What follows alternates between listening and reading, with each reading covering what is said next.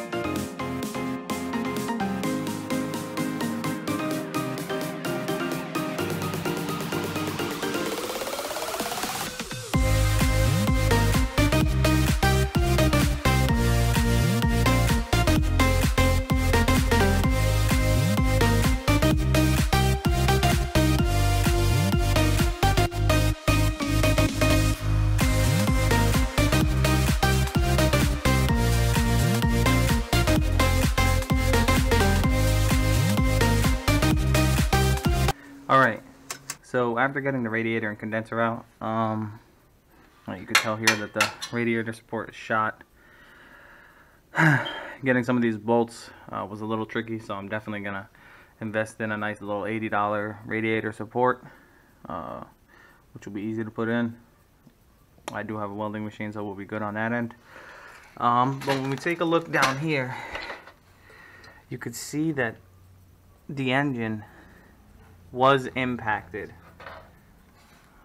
from the accident that this car was in.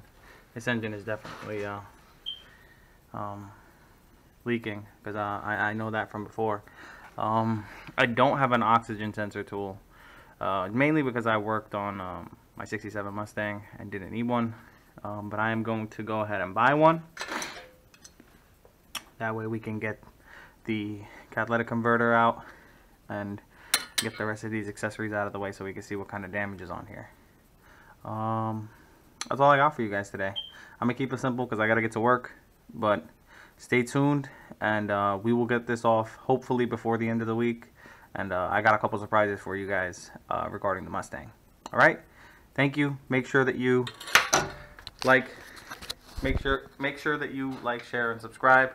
It does help the channel out a lot. And thank you for watching. We'll see you later.